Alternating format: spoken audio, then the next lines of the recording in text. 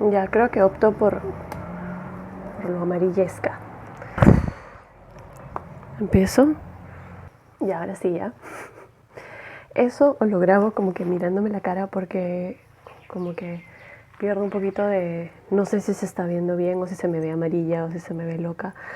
Pero en fin, empecemos. Ya.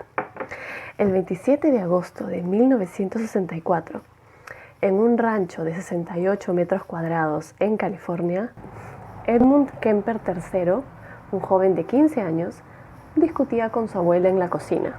Enfurecido, el pequeño Kemper toma su rifle de calibre 22 que su abuelo le había regalado por Navidad y le dispara a su abuela en la cabeza. El psiquiatra Donald Lunde, quien lo entrevistó años después, cuenta cómo Ed odiaba cómo su mamá y su abuela lo trataban. Él decía que eran mujeres muy autoritarias y eran muy matriarcales y lo fastidiaban todo el tiempo, según el mismo asesino, obviamente. Es a raíz de estos supuestos maltratos que Ed Kemper, desde joven, desde niño en realidad, fantaseaba con matarlas y no solo eso, sino también mutilar sus cuerpos. Este fue su primer asesinato. Ed Kemper era un joven de 15 años que medía 2 metros de altura, igual que su madre y su padre. Era muy intimidante por su tamaño y debido a su tamaño y la fuerza que él tenía, no tuvo problema con esconder el cuerpo de su abuela en su dormitorio. Al poco rato llegó su abuelo de hacer las compras y Edmund ya había decidido dispararle, ya había decidido matarlo. Por lo tanto, se acercó a la puerta y antes de que su abuelo se pudiera dar cuenta, lo mató, disparándole. Edmund todavía no era ese asesino manipulador y que actuaba con premeditación y vivo y astuto e inteligente que llegó a ser después. Entonces, después de esconder los cuerpos en el garaje, entró en pánico, no sabía qué hacer y llamó a su madre por teléfono. Su madre inmediatamente le dijo que por favor llame a la policía.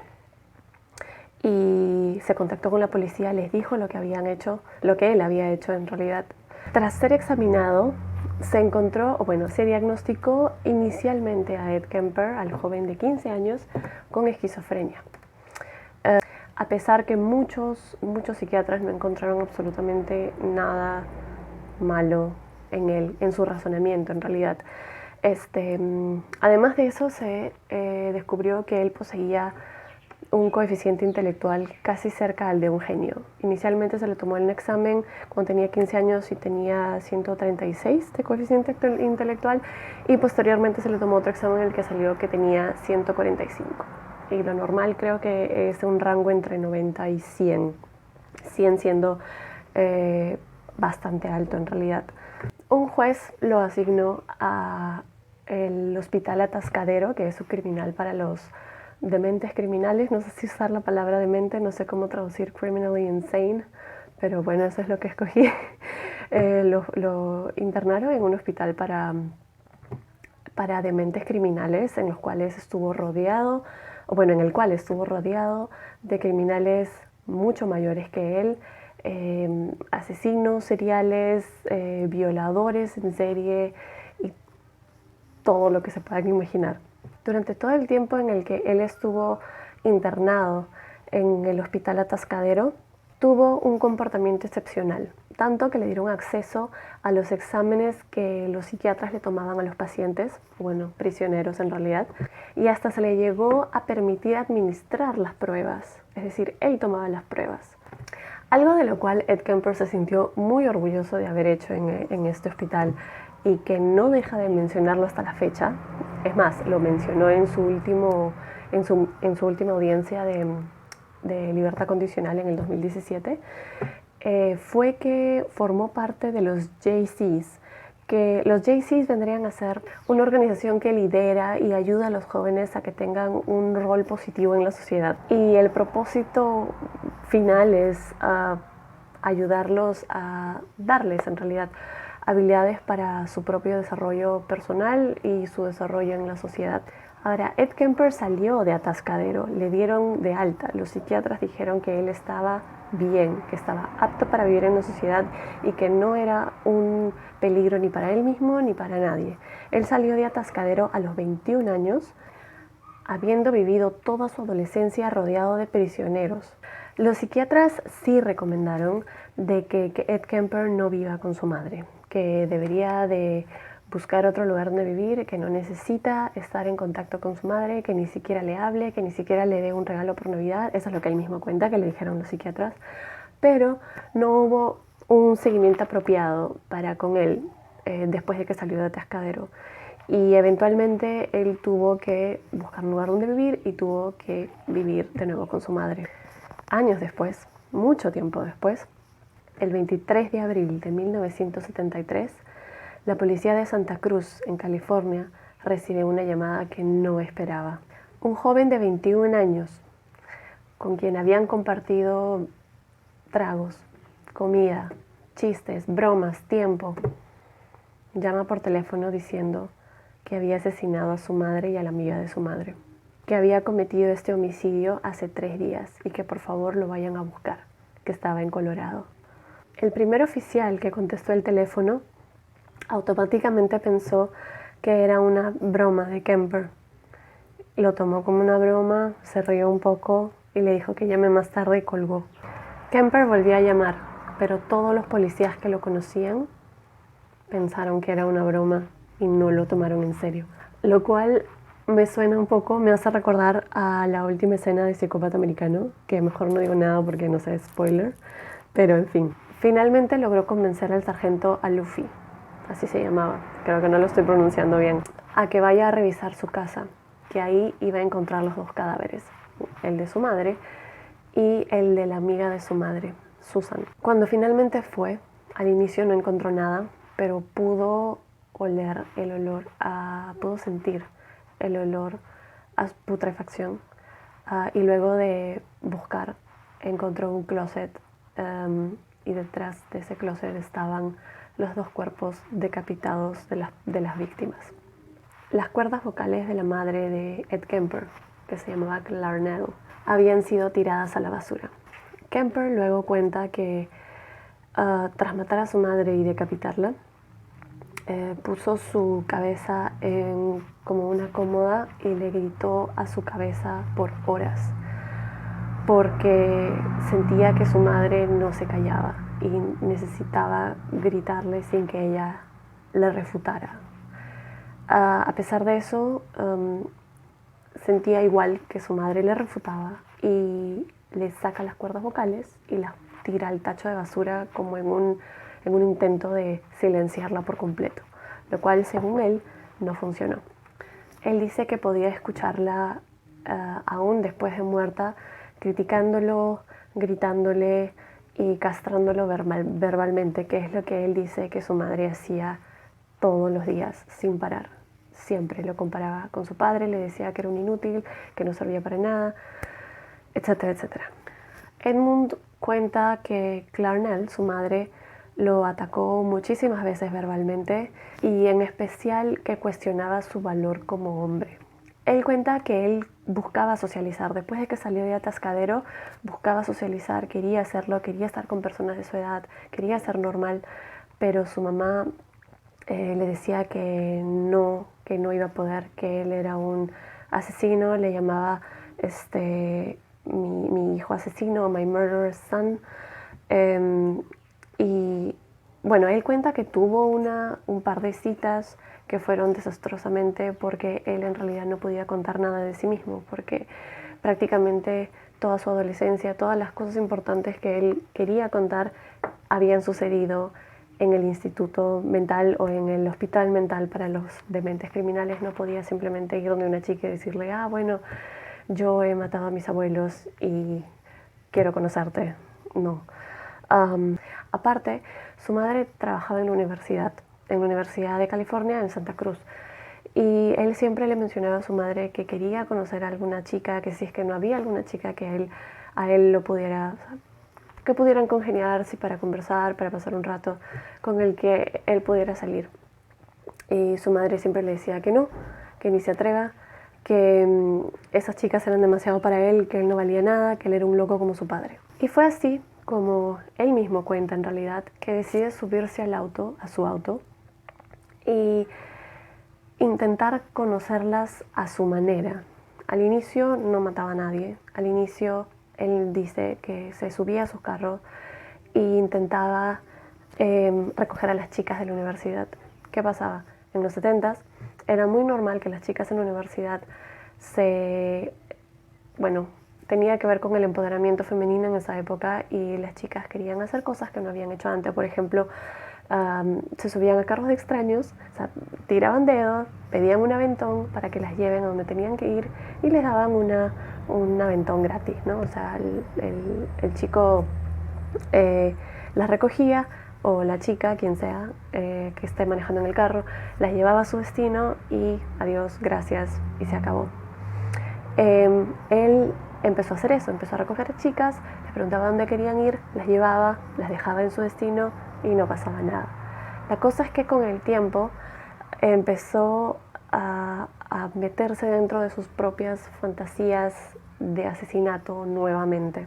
Él cuenta que, bueno, al inicio las llevaba para conocerlas, pero luego empezó a generarse en él como un tipo de juego, de atrevimiento. Él sabía que eventualmente fantaseaba con la idea de asesinarlas, entonces guardaba su pistola dentro del carro, y estando en el carro con ellas se ponía a pensar qué pasaría si saca la pistola, qué pasaría si la deja ahí, en cualquier momento la va a sacar. También con el tiempo aprendió a hacerlas sentir cómodas, a pesar de que él era prácticamente un gigante. Aprendió de novelas, de series policiales, a cómo hacer para que las chicas no puedan abrir la puerta si es que quisieran hacerlo. Aprendió también a cómo conversar con los policías. Eso fue clave para la primera, en el momento en el que él decide confesar. Prácticamente nadie le creía, porque él, sus amigos, eso es lo que los policías creían, de que él era muy amigo de los policías. En realidad lo que estaba haciendo era estudiándolos para ver si es que el sospechoso podía ser él. Todo este juego de hacerlas sentir cómodas, de atraer a su presa en realidad, termina en mayo del 72, el 7 de mayo del 72, cuando asesina a sus dos primeras víctimas, Mary Ann Pesci y Anita Luquesa. Él dijo en una entrevista que quería violarlas y dejarlas, no estaba interesado en asesinarlas, pero que no quería dejar víctimas vivas para que no lo puedan reconocer. Sin embargo, en otras entrevistas él ha sido muy claro en decir que en realidad él salía buscando matar gente y sabía que iba a matar mujeres. Después de asesinarlas, Kemper las desmembró y tuvo relaciones sexuales con las partes de los cuerpos desmembrados de las chicas.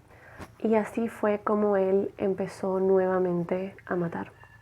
Ahora, algunas veces mataba, algunas no.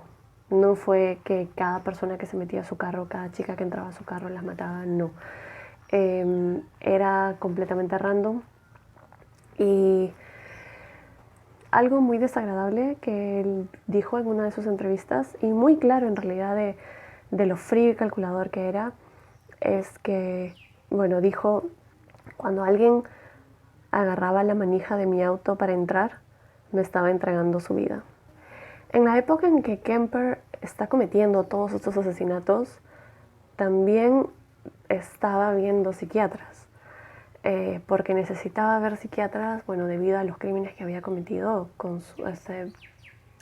cuando tenía 15 años, cuando había asesinado a sus abuelos. Eran sus psiquiatras asignados de libertad condicional, o sea, encima no era cualquier cosa, los cuales nuevamente dicen que Kemper estaba completamente sano, era muy normal y no presentaba ningún peligro para nadie, ni para él mismo.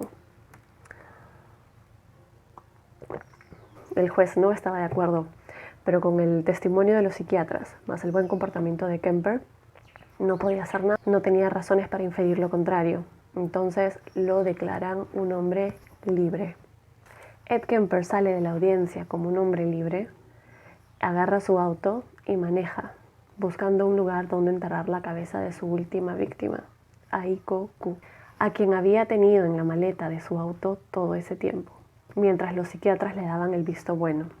La gente confiaba tanto en Kemper que cuando le disparó a Rosalinda Thorpe y a Alison Liu, lo hizo dentro del campus de la universidad. Les puso sábanas o mantas encima y cuando se encontró con los guardias para que lo dejen salir de la universidad, él les dijo que estaba sacando a 2 chicas que estaban ebrias y que las iba a devolver a retornar a sus departamentos. Y le creyeron. Ed Kemper, luego de haber asesinado a 6 jóvenes universitarias, se dio cuenta que todo era un ensayo simbólico para matar a su madre, en realidad.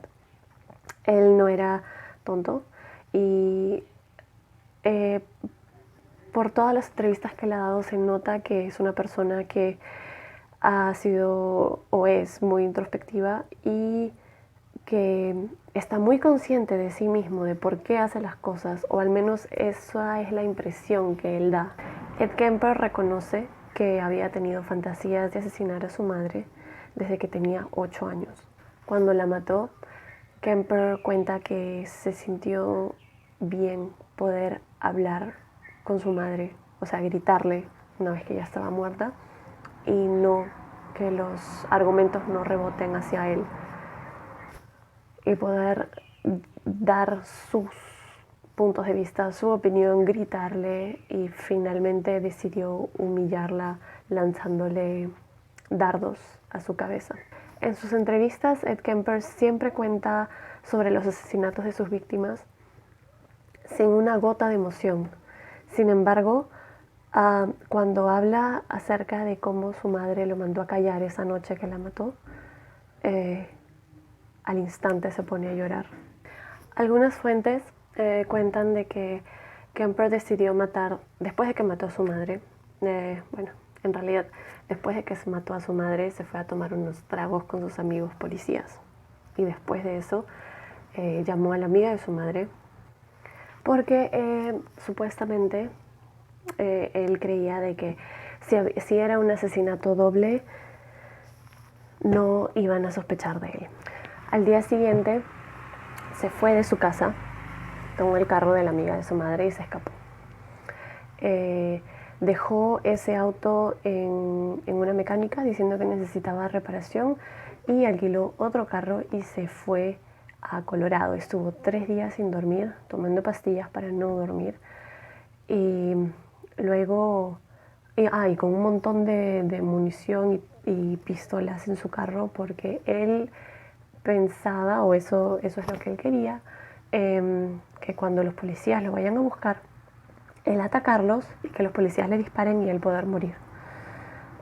Eso nunca sucedió. Él llamó por teléfono, como ya sabemos, y así es como lo capturan eventualmente. Él se entrega a los policías. Él llama, dice que había matado a su madre y adicionalmente cuenta de que él era el asesino de las chicas, de las 6 universitarias a quien habían estado buscando, y a algunas de estas universitarias se les había declarado como chicas que habían escapado de sus casas, nada más, no como víctimas de asesinato. Ahí es cuando los policías creen de que está bromeando, porque ese es el tema que siempre tocaban en el bar donde conversaban. Entonces los policías pensaron que Kemper les estaba haciendo una broma pesada con respecto al tema que siempre tocaban. Kemper quería recibir la pena de muerte. Muchas veces ha contado de que él quería morir. Trató de suicidarse muchas veces estando en el juicio. Pero por un tema judicial, recién iba a poder entrar en vigencia la pena de muerte en enero del próximo año. Entonces no podían darle la pena de muerte. Lo condenaron con 8 cuentos de asesinato en primer grado. Ed Kemper también llegó a solicitar que lo operen del cerebro a muchos psiquiatras, algo que le hagan algún tipo de lobotomía o algo así, pero se le negó rotundamente.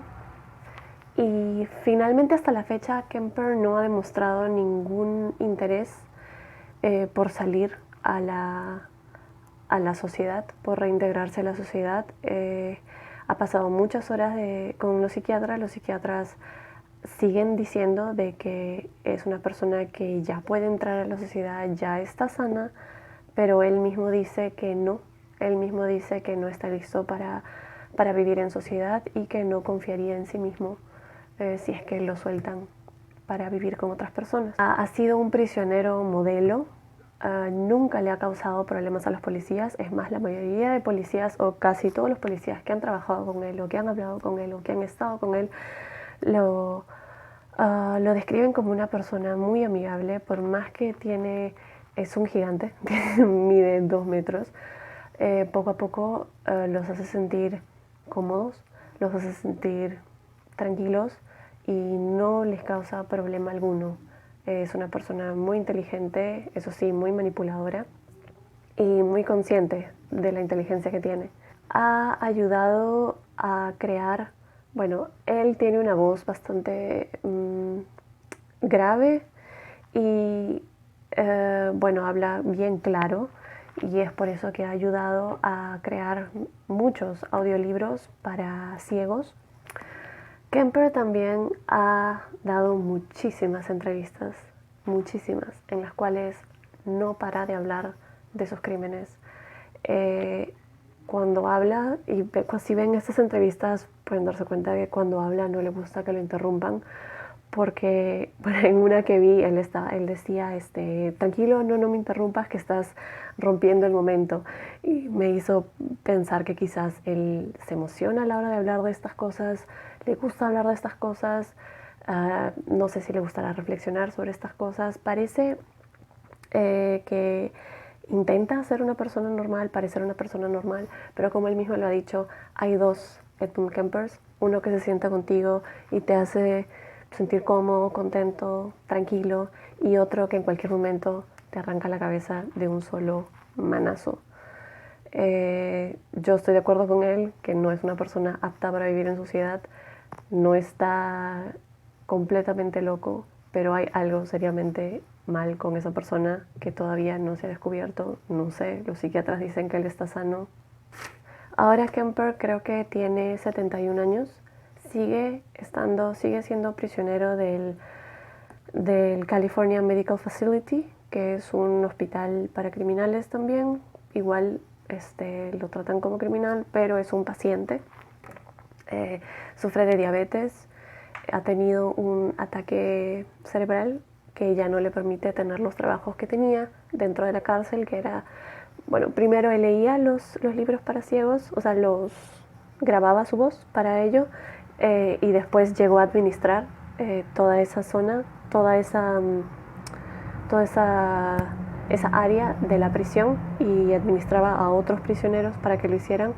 Debido a su ataque cerebral ya le han dado disability obligatorio, y está sumamente obeso, vive en una silla de ruedas y bueno, en su audiencia de libertad condicional del 2017 sí dijo que estaría contento de salir a la sociedad, pero no parecía entender las preguntas que le hacía el juez.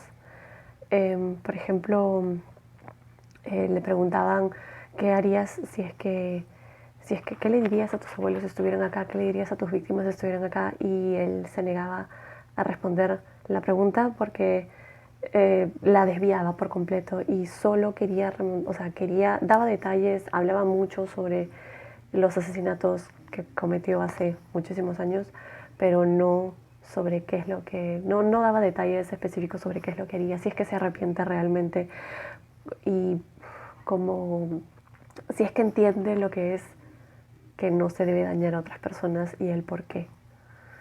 Porque sus respuestas eran semejantes a me arrepiento porque estoy en la cárcel, no tanto como que me arrepiento porque es una vida humana, etcétera, etcétera. Y bueno, finalmente parece que Ed Kemper va a pasar el resto de su vida en la cárcel. Ahorita casos de coronavirus en el California Medical Facility, la última vez que chequeé, eran 0. Y le le negaron la libertad condicional, obviamente. La jueza, creo que era jueza, le negó por 7 años, pero le dijo que lo más probable es que no salga jamás de ahí. Y francamente creo que él también sabe que lo que más le conviene es estar ahí. Lo cuidan, él ya sabe cómo es, ha vivido toda su vida en la cárcel, prácticamente desde los 15 años. Ya sabe cómo funciona la mecánica en la cárcel, y él y todos nosotros estamos 1000 veces más seguros si es que él está completamente encerrado. Y bueno, gracias, no sé, este video lo he grabado en mi celular, así que sorry y no tengo buena luz para nada. Es de noche, se hizo de noche, pero no sé, me gusta hablar sobre este tema. Cualquier cosa me escriben, me dicen: Karen, lo has hecho terrible, por favor no vuelvas a grabar un video, o Karen, genial. Si tienen alguna recomendación de algún otro personaje enfermo, algún otro criminal o algún caso en general del cual quieren que hable, me pasan la voz. Yo ya estoy pensando en que quizás hable sobre Berkowitz, el hijo de Sam, o si no, sobre BTK, pero ese tipo me perturba muchísimo, justamente por la última escena de la temporada 2 de Mindhunter. Pero en fin, chao.